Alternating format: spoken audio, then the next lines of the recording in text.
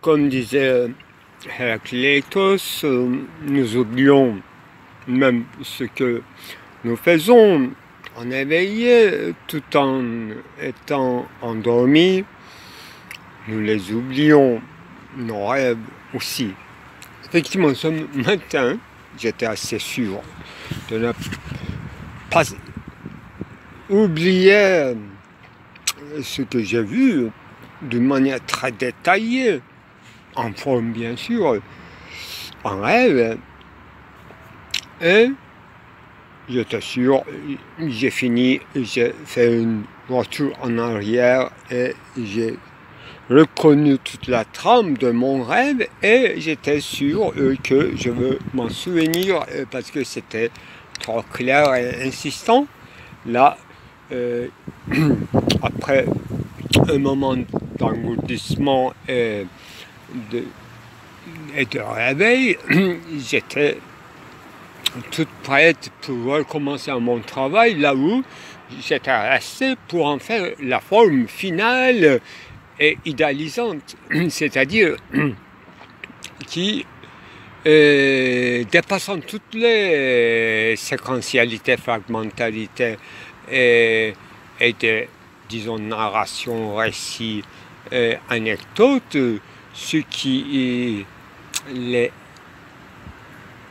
laisserait quelque chose de secondaire, hein, parce que j'avais découvert finalement une ligne conduite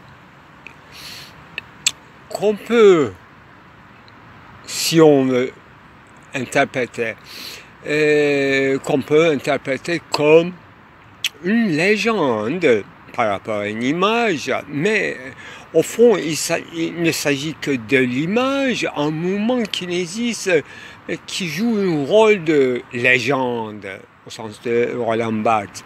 C'est-à-dire que celui qui guide, au fond, dans cette nouvelle scène de trame, c'est l'enchaînement des images, mais non pas des images saccadées, mais à une continuité que je dirais organique, des boules en mouvement qui font des lignes et des autres boules en forme d'écriture continuelle et sans interruption, mais avec changement de cercle et de lignes ondulantes et qui répètent les petites boules et les grandes boules qui les encerclent, et ce sont des phrases, des petites syntagmes grammaticalement parfaites, une langue extraterrestre, alors qu'il s'agit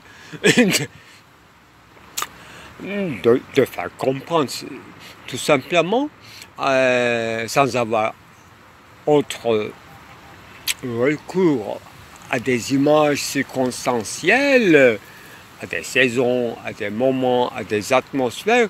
Tout était dans cette écriture-là, qui n'est plus phénicienne, c'est-à-dire les sigles arbitraires des maçons qui travaillent dans les grands travaux de construction d'Égyptiens qui laissent leur marque sur la terre cuite, et ça devient leur initiale, c'est leur nom propre, c'est leur vie en son entier, c'est leur vision du monde, c'est leur différence, et c'est selon leur différence par rapport aux autres sigles, donc qu'ils ont un rapport qui fait un alphabet.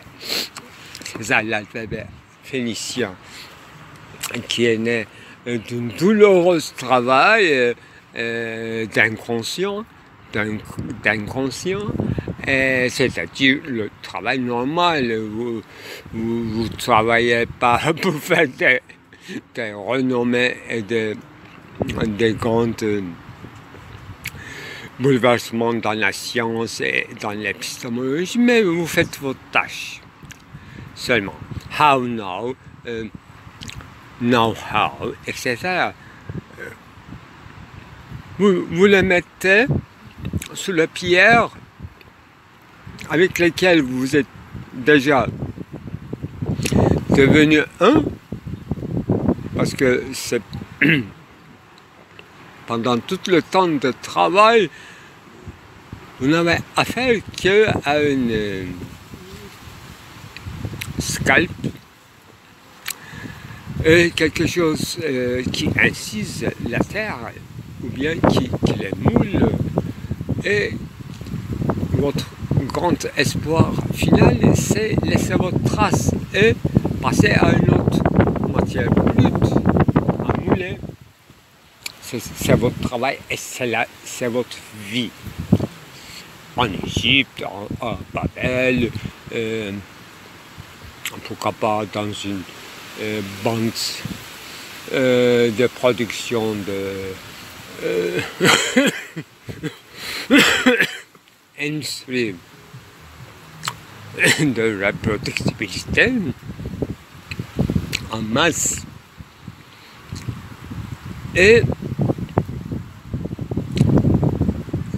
votre visage, j'imagine votre visage,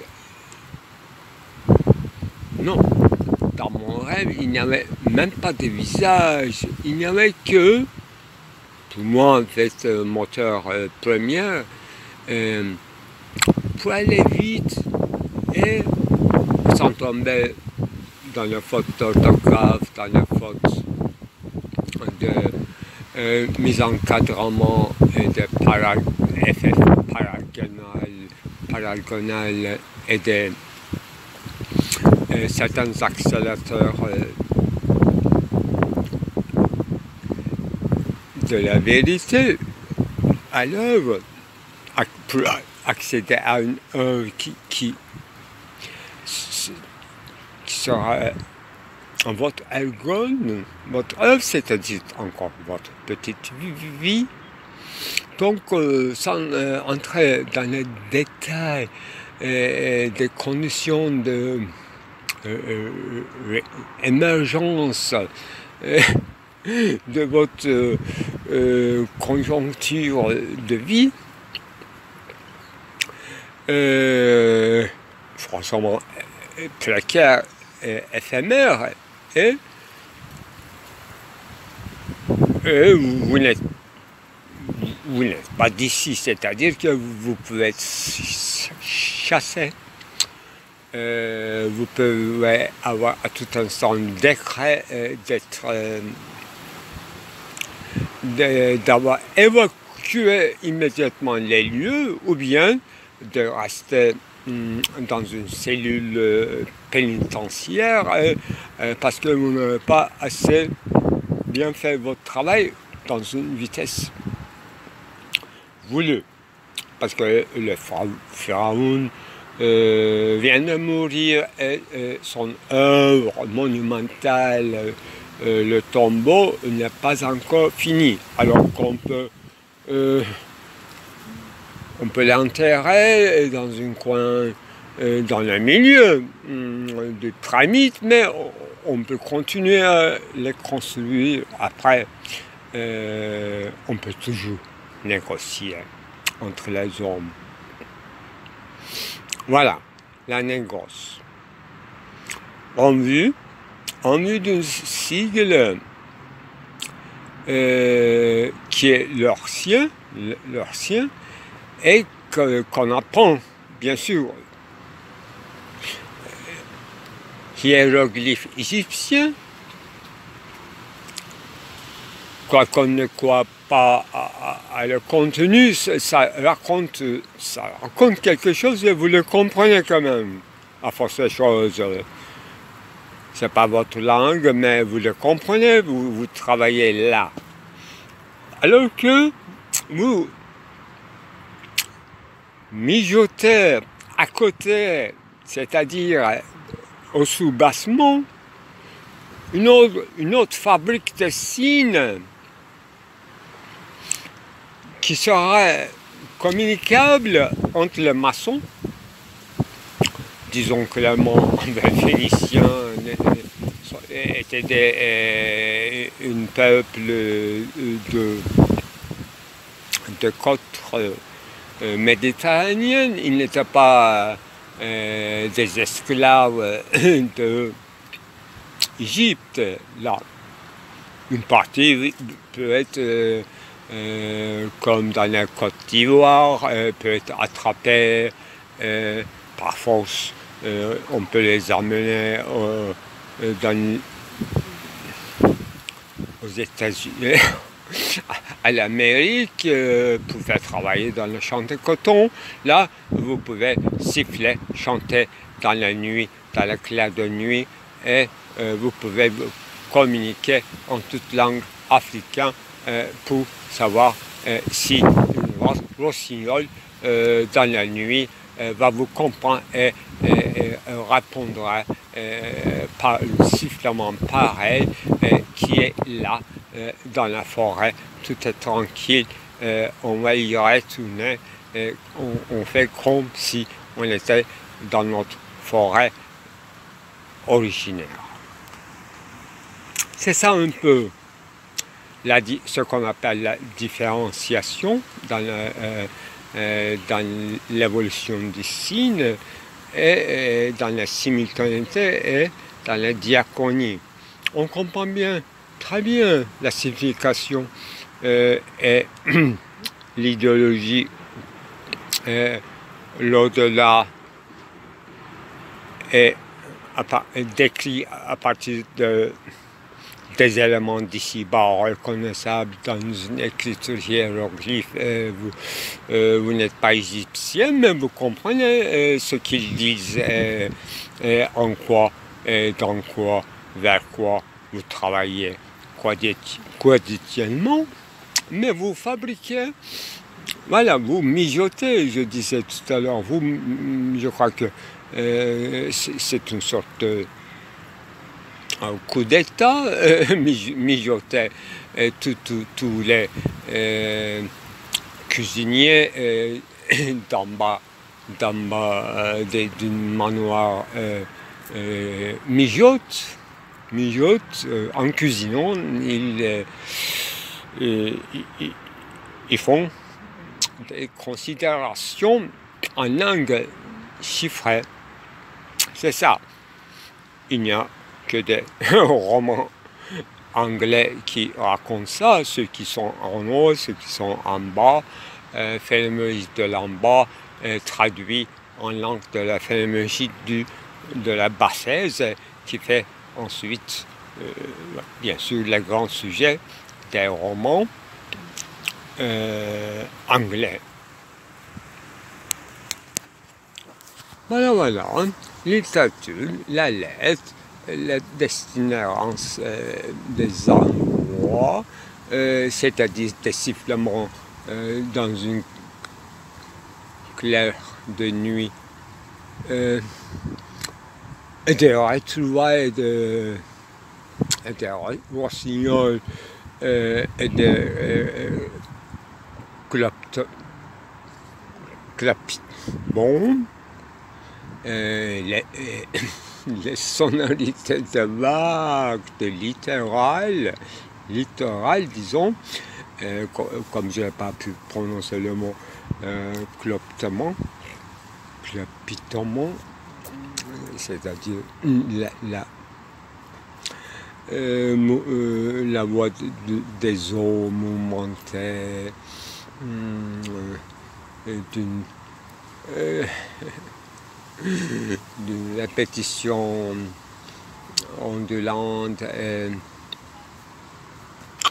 qui donne certain.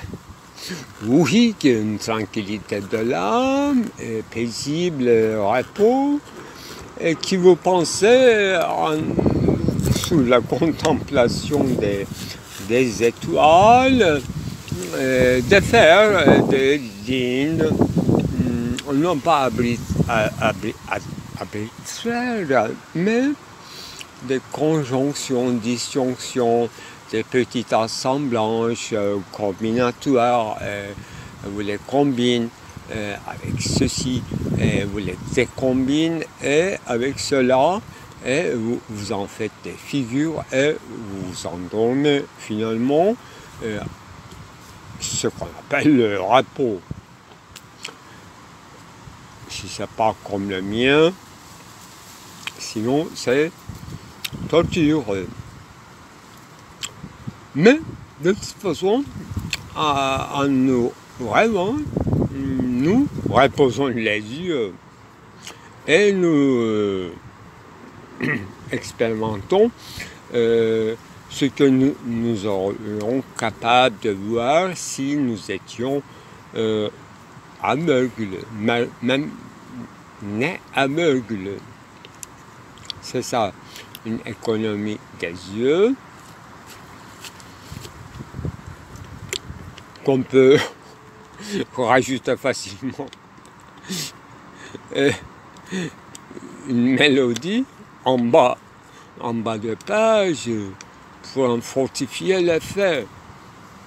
Mais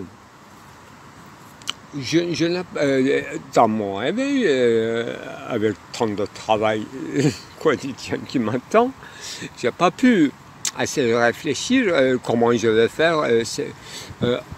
Peut-être en animation filmique, en cinéma, en animation, comme j'avais fait dans mes débuts, en grattant une pellicule continuellement et en obtenant des diverses couches de couleurs sur la pellicule, en enlevant soigneusement avec une lame les différentes couches, essayer d'en écrire continuellement, et la conséquence était extrêmement facile et étonnant. J'espère que c'est bien gardé, ce film intitulé Cinéaste. Et le désastre, quoi. Cinéaste.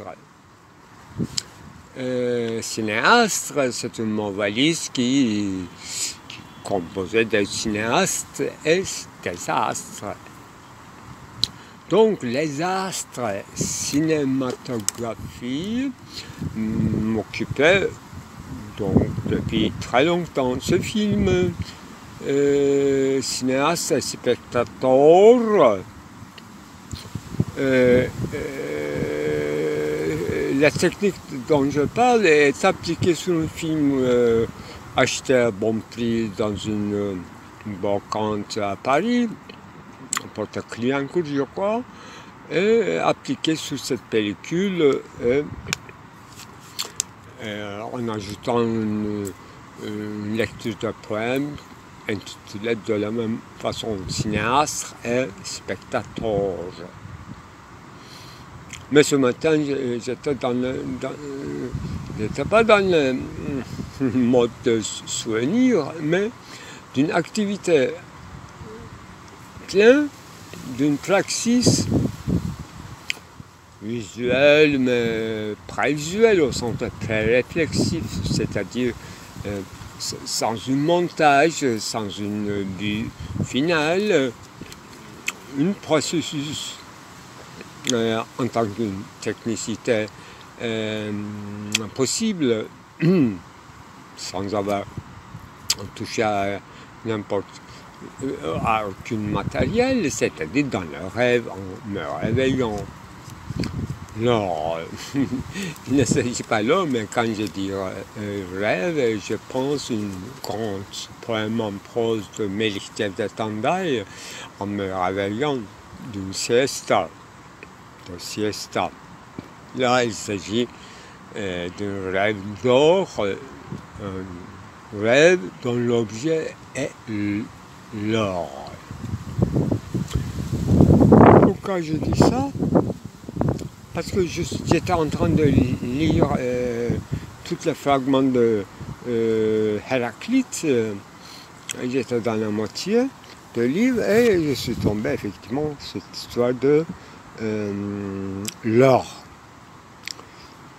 Et notre présocratique disait altın malla, mal altınla nasıl değişirse her şey ateşle değişir, ateş her şey. Donc tout s'échange avec le feu, et le feu s'échange avec tout. Comme toute marchandise s'échange avec l'or, et l'or avec les marchandises. Pour moi, maintenant, c'est dogmatique ce qu'il dit. Mais Melitjev de Tandai, effectivement, il va tellement loin dans sa phénoménologie de description de son rêve de l'or, en se réveillant comme moi d'un siesta. Le mien, c'est un nocturne, ça ne change pas grand-chose, mais quand même l'or, c'est plus diurne, le soleil, etc. Là, il faut que je revoie ce texte formidable que je me suis promis depuis très très longtemps de faire une analyse très détaillée, mais j'en ai esquivé sauf quelques fragments que j'ai quand même cités dans ma vie en bas des pages, ne serait-ce qu'en bas des pages. J'ai consacré un grand article sur la poésie de Melitjev de Tandai, mais Odysseus, dont les bras sont attachés, était plutôt dans le centre. Et l'autre, Gilgamesh, bien sûr, Uruk.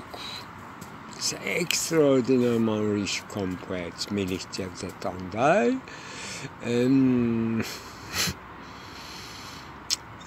Mais ce poème en prose, trop long pour être une poésie, c'est un véritable bouleversement dans la littérature turque. C'est rare, je n'arrive pas à trouver un équivalent dans la littérature occidentale. C'est extrêmement sérieux. Même pas chez Borges, qui est très iranien encore. Et il faut que je le dise par une inadvertance, un expectness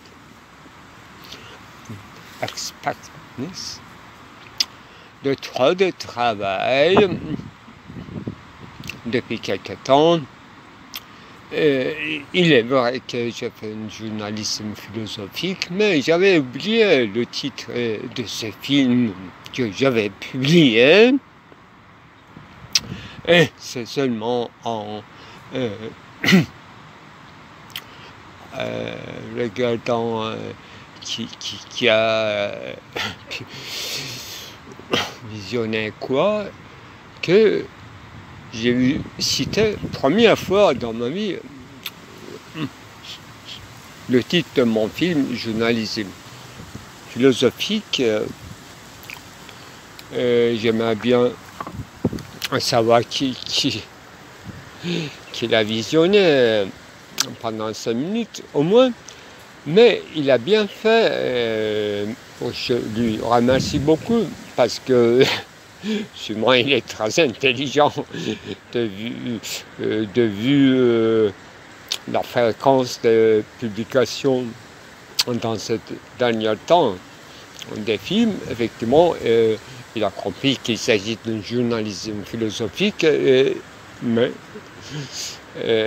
en plus, un film sous ce titre est déjà consacré il y a des années.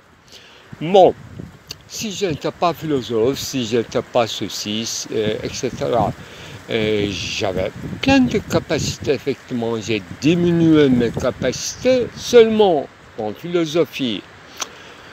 J'avais une veine d'agriculture, élévateur, pourquoi pas, mais j'avoue mon préférence, une certaine électivité par rapport à la plante, l'herbe,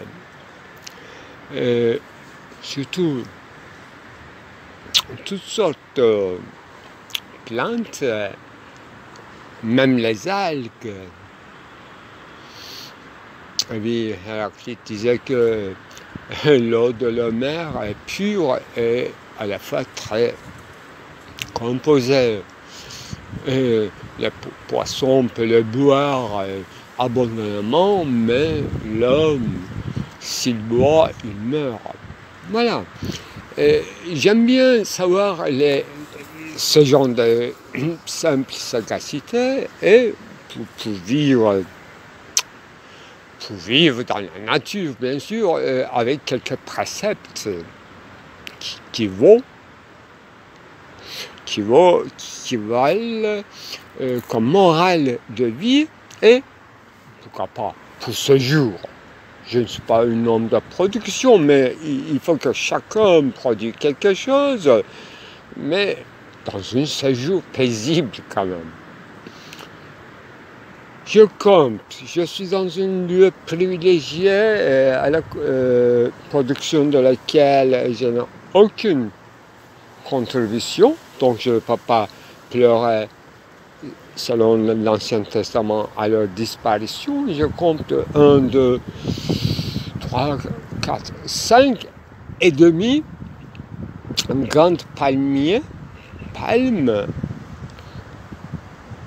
Les 4 sont trop anciens et je ramasse leur cœur d'artichaut, si je puis dire, leur fleur fanée. Et pour bien sûr photographier, mais je n'étais pas toujours photographe. Je m'intéressais depuis mon enfance à la reproduction de la plante. Et j'ai découvert qu'il se reproduisait avec les vraiment péniblement petites grains que j'ai dispersés dans le vent.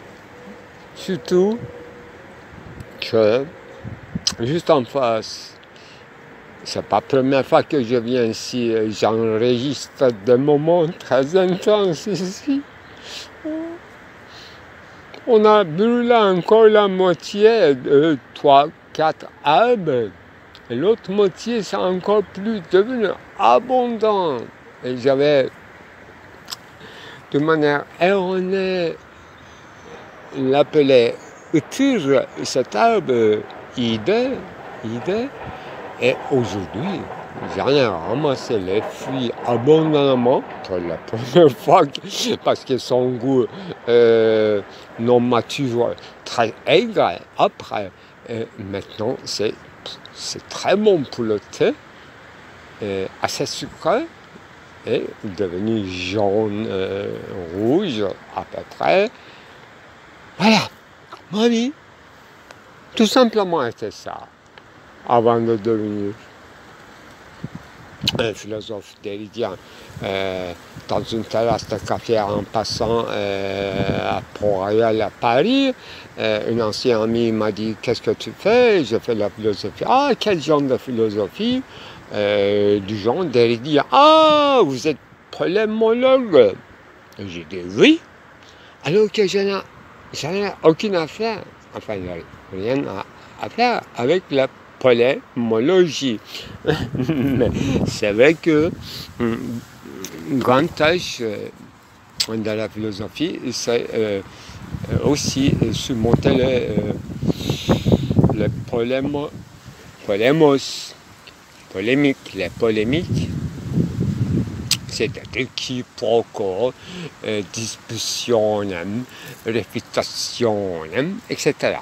Les gens détestent ce genre de choses, apparemment. Les gens veulent des sages, bons gens. Moi, je suis devenu, à l'âge de sage, barbu, donc on peut respecter loyalement. Bon, soyons sérieux. Je trouve dans mon profil extraordinairement des ressemblances avec le profil assez obscur de Héraclite. Ce sont que de dénominations péjoratives, bien sûr. il connaissait la marchandise, il connaissait de l'or, il n'était pas assez présocratique. Il avait une vie urbaine, il y avait une métallurgie, donc il était beaucoup plus tardif que Héphaïstos. Il n'était pas de la civilisation de Mycène, il n'est pas tombé dans l'oubli, il était dans l'Éphèse. Éphèse était une sorte de Philadelphia par rapport à Jérusalem où Marie elle est venue là. Voilà un petit détail qui vaut de l'or. Héraclite a écrit son livre, a composé son livre, et il a laissé dans le temple d'Artémis. Hein? Son dieu est défini, Artémis. Bien qu'il critique la manière de concession religieuse de ses contemporains, et il ne nie pas que ce genre de concession rituelle peut faciliter à accéder à l'orgasme. Bon, ce sont des intéressants, importants détails. Et il a déposé, comme on dépose son livre dans une bibliothèque, comme il n'y a aucun espoir, bien sûr, de le faire publier, de le faire multiplier par les disciples qui n'existent pas. Il se promène, il vit quasiment en nature et il se nourrit avec les grains des plantes. Il a des œdèmes. Il descend dans la ville comme une scène, n'est-ce pas, qu'on représente très bien dans l'iconographie chrétienne, n'est-ce pas, c'est plutôt Saint-Antoine, les tentations de Saint-Antoine. Il descend dans la ville pour voir un médecin finalement. Un médecin le voit son état depuis des années et il divague comme un juif errant dans la forêt. Il ne le traite pas, il ne soigne pas du tout. Il a des œdèmes, c'est un savoir ontologiquement répété en ce qui concerne la chose tangible dans la biographie de Héraclite. Mais imaginez cette haine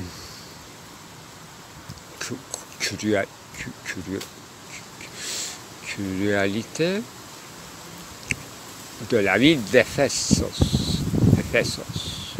que nous possédons actuellement à l'intérieur de nos frontières. Venez voir la cruauté d'Éphésos de Héraclite.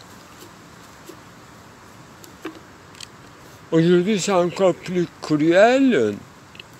Toutes nos villes, toutes nos petites countries, toutes nos petites littorales, c'est encore plus inconnaissable que le littoral grec. Mais c'est tandis que les Grecs, ils ont des îles mer Égée qui ne savent pas compter. Il peut y avoir des petites showrooms, Yozgat dans ces îles que vous pouvez sentir vraiment turcicité de la grécité à la manière d'un approfondissement dans la lecture d'Homéros, par exemple, par vos propres yeux et d'une expérience de première ordre, et non pas second-hand. Ikinci yeni. Voilà, voilà. Hum, Vous pouvez venir comme Lord Byron, vous pouvez venir comme Ernst Renan, comme vous avez une race en supériorité plus supérieure de toutes les races, vous pouvez survoler, surplomber tous les côtes, tous les sites archéologiques et bien sûr vous pouvez être arrêté aussi à un moment donné, comme dans le film de Orient Express. Vous pouvez devenir encore plus connu, qui a fait son advertorials pour son nouveau roman. Voilà.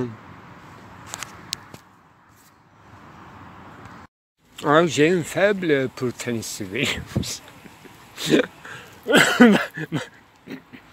Voilà que je n'attendais pas comme première phrase. Et puis, on sait que j'avais depuis longtemps écrit une tragédie, mais comme je me battre dans des tragédies, je n'ai pas de temps pour écrire une tragédie. De traverser des tragédies, je n'ai pas eu l'occasion d'en écrire une. Et je suis tombé, bien sûr, ridicule parmi les hommes qui me traitent de rêveur. C'était juste après 15 juillet éternel de notre histoire récente, dans laquelle on ne manque jamais aucun désastre. Bon, soyons sérieux, allons scolastiquement. Scène première. Donc, selon mes rêveries, ou bien le chat sous le toit, soit dans le métro quelque chose, et l'autre, bien sûr, ce sont des adaptations des tragédies shakespeariennes. La nuit d'une été,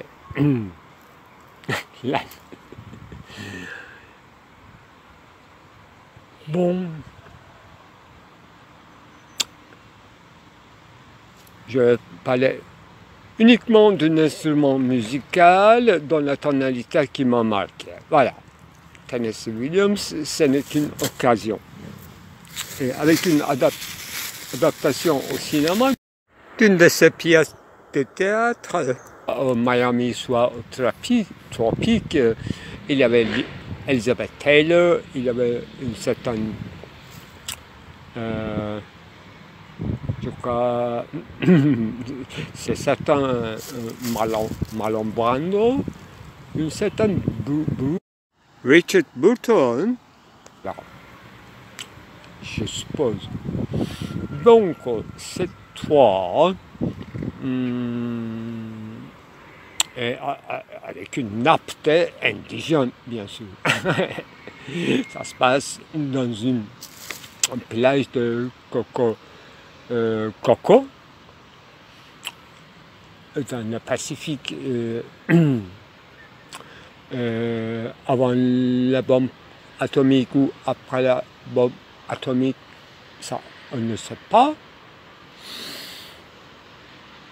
Il y a un clair de lune, il y a l'océan, il y a des sables, il y a bien sûr la femme, il y a deux hommes, ou bien un homme plus un indigène.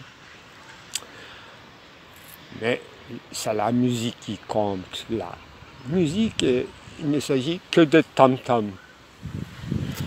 Je vais essayer de décrire l'instrument en fait. Il s'agit d'une certaine courgette d'eau naturelle, donc vidée, séché et rempli de certains grains, également séchés de diverses tailles et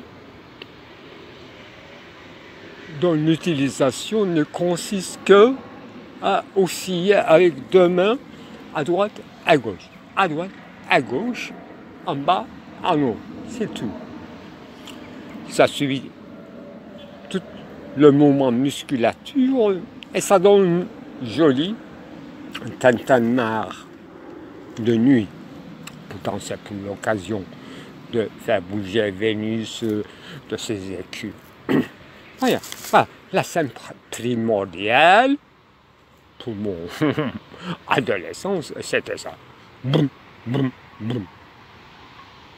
En vrai, c'était pas cette scène, c'est assez intellectuel, très, très saisissant. Mais le mien vrai, c'était un peu plus délabré. Il s'agissait, non pas d'Elizabeth Taylor, mais Liza Minnelli avec son film Adieu Berlin, encore une adaptation d'un roman. Voilà. Disons que Liza Minnelli aussi, c'est le deuxième acte. On est en train de faire une tragédie. Donc, par logicité logique, troisième acte, qu'est-ce que devrait être pour arriver à venir? Mais où? Le fond, bien fait. C'est-à-dire, si j'étais peintre, j'avais... On est déjà mon tableau avec les petites clapements des vagues, des reflets de la lune, la nuit et cocotier, et une femme ondulant et deux hommes dont l'Indien qui joue des tam-tams.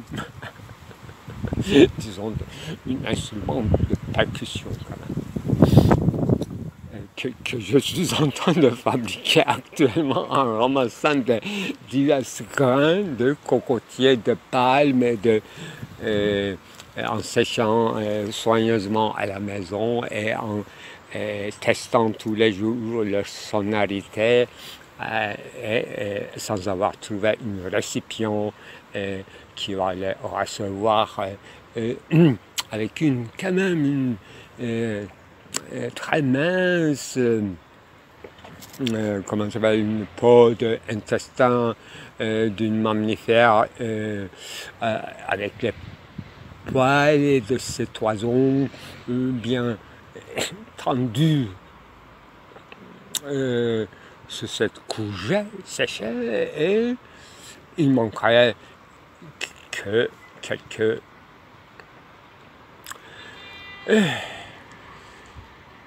fils de la queue de cheval pour en vivre encore Kabakyaman. Voilà, je vous ai fait une description totale de la logicité logique en forme gestalt de Kabakyaman, notre instrument musical un peu inusité qui ressemble à quoi? Luthier, bien sûr, un luth. Voilà, c'est complet, 14, quatrième chapitre complété. Là, il manque quelques pas en arrière, quelques mouvements à gauche, quelques attouchements, quelques rapprochements, quelques réflexions des cheveux au vent et quelques scansions des petites pluies de la mer à l'intérieur de la mer qui vibre d'être mer, les eaux. Bah oui, Héraclitien, un tir, Héraclitien, un tir, lire, un tir, Héraclitien, tout est tendu, tout est oscillant, tout est comme la finalité ultime, la mort, est entièrement en vibration ondulante, avec le cocotier, avec les petits yeux au fond du forêt qui regarde, qui clignote et tout, la lune est là et les vagues et l'intérieur de l'océan invisible là où il y a toutes sortes d'observateurs. 5.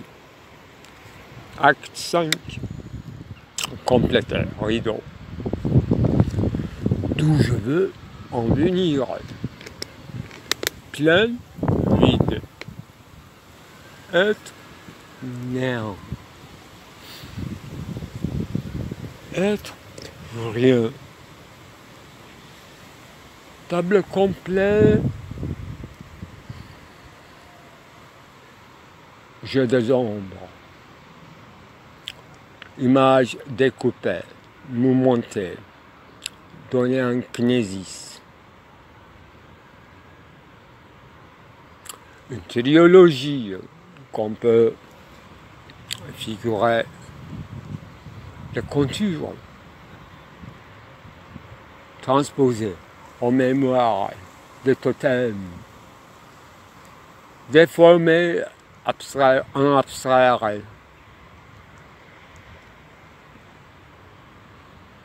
Et se mettre en distance et changer d'espace et en avoir des tintements lointains d'une mémoire intériorisée, intériorisante et répéter le mouvement abstrait dans une phrase découpée par des séquences de l'acte 1, 2, 3, 5 et de note en bas de page. 6e acte accompli. Acte 6 regresse en arrière dans les tréfonds un roi fou, mais avant qu'il ait nommé à force des choses, le roi, il jouait, il feignait d'être fou. Il ne voulait pas, comme ses deux frères, d'être étranglés dans un coin. Et depuis son enfance, il avait appris très tôt de feindre le fou contre les éducatrices françaises en la présence de son père même. Il faisait fou. Il aimait ses frères. Il les a vus un par un devenus rois de jour, étranglés l'un après l'autre. Il faisait tout pour n'être pas le roi. Il n'avait pas de complice, même pas sa mère. Il avait trop de peur. Et puis, un jour, il n'avait plus de peur. Parce qu'il était devenu vraiment fou. Il n'avait peur de rien. Il était un roi fou. C'est tout. Voilà, la scène commence. Notre roi. Tout le monde se prosterne. Le roi était habillé de ses habits de soir pour dormir. il les a salués et il est allé à se coucher. Et ce roi, il lisait beaucoup dans son cabinet. Un jour, il a lu ces manuscrits qui écrivaient ces relations renversées entre un certain Anaximandre, un certain maître de grands penseurs musulmans, Aristote. Il a lu d'une manière très captive, parce qu'il touchait au même, au travail de même. S'il feignait d'être fou, parce qu'il avait une capacité de manipuler ses mains encore et fabriquer des objets d'ébénisterie à d'abonneuses, des menuisiers fines, acajou. Il ornementait, il découpait des morceaux et des écailles qu'ils utilisaient, des animaux, des poissons de mer et des différentes couleurs. Il construisait des châteaux en cristal dans son bureau enfermé. Là, il était capable à une main d'or, et c'est ça qui le faisait vivre, ce roi fou. Un jour, il a lu ces lignes d'Aristote qui accusait Anaximandros de comprendre tout à l'envers, de rester trop matérialiste, trop main d'œuvre. Parce qu'Anaximandre disait que l'homme est devenu intelligent et non plus de fou parmi les bêtes, en usant ses mains, sa capacité de manœuvre. Alors, Aristote l'accusait de ne rien comprendre de l'homme, de son existence, de sa subsistance, d'être là, survivre. Et il disait solennellement, comme un roi, alors, je cite Aristote, au nom du roi fou. Anaximandre n'a rien compris en disant que l'homme est devenu l'homme en usant ses mains, la contraste des animaux qui ne savent pas user de leur raison, car c'est seulement l'homme capable de la raison. Et il reste de dire de noésisme. Mais quelle raison? C'est en usant sa raison qu'il a eu cette capacité de œuvrer avec ses mains. Non, disait le roi fou. Non, Aristote ne peut pas être le maître penseur des penseurs d'Andalousie, de Bagdad, de Damascus, de Caire. Non, il est fou, il est un fou. Il ne sait pas comment j'ai survécu, comme je survis pendant ces années, pendant toutes ces années. Comment j'ai pu résister à la meurtre de mes deux frères après la mort de mon père, avec qui je ne pus rien partager. Concernant mes peurs, je travaillais, j'ai œuvré. Je n'ai pas usé ma raison en vous le voyant. J'ai construit des cathédrales, des temples, des labyrinthes, des passages secrets entre les villes, entre les quartiers d'un palais inusité, d'une haute citerne, romain, byzantin et des égouts. J'ai ornementé tout le dessous de Constantinople. Je n'ai pas signé, je n'ai pas laissé une trace, je n'ai pas donné des sigles, des tétragrammes comme l'alphabet phénicien appelle, comme use de mon intelligence et de m'en faire un alphabet illisible et à la merci de tout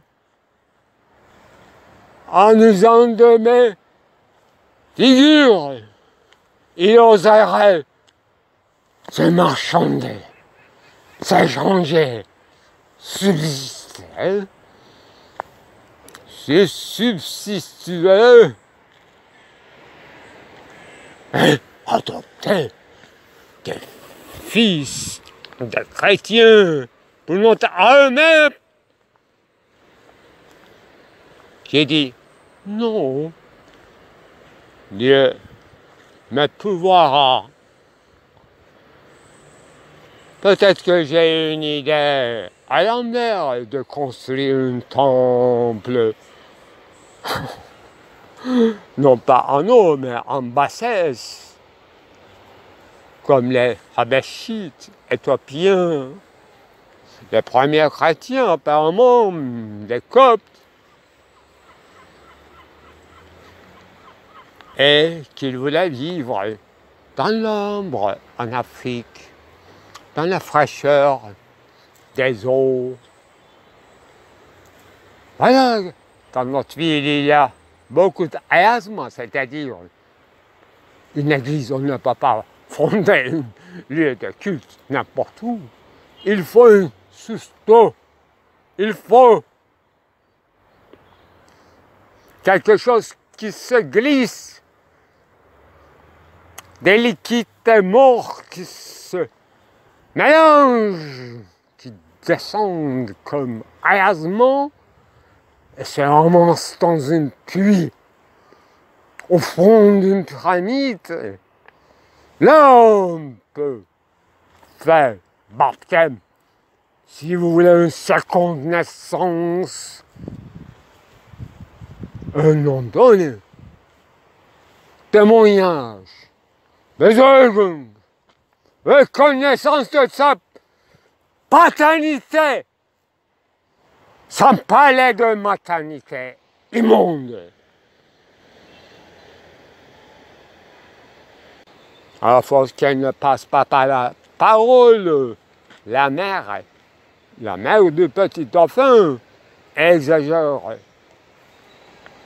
en ses pressions sous le fils dauphin, alors que le père est complètement muet, n'ayant pas cette capacité de changer l'ordre de naissance de ses fils. Ils se sont fait tuer, étrangler par ordre d'âge, l'aîné, mon aîné, et le moi était